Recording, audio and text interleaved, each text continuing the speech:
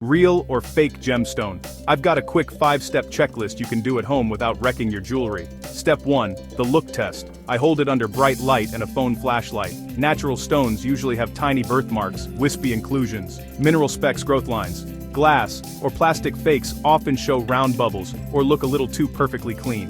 Facets on real gemstones meet in crisp, sharp lines. Fakes and cheap cuts look slightly rounded or wavy at the edges. Step 2. Heft and chill. I place it in my palm. Real gems feel dense for their size. Glass can feel lighter. Plastic feels toy-like. The forehead test. Real crystals pull heat away and feel cool for a second. Glass warms up faster. Step 3. No drama. Hardness. Skip the scratch your ring myths. For diamonds, a quick fog test. Breathe on it. Real diamond clears almost instantly. Glass stays foggy a beat longer. For corundum, ruby, sapphire, I check for facet wear. Real ones resist abrasion.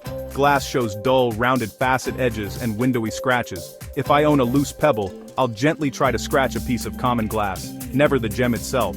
Step 4. Magnify the truth.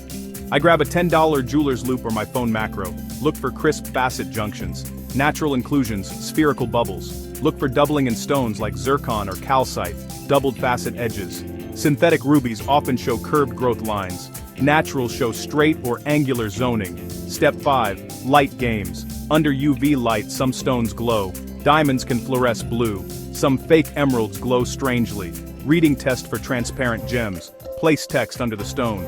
If you can clearly read text through it, it may be glass or a low refractive fake. Many real gems distort or blur print. Bonus. Paperwork wins.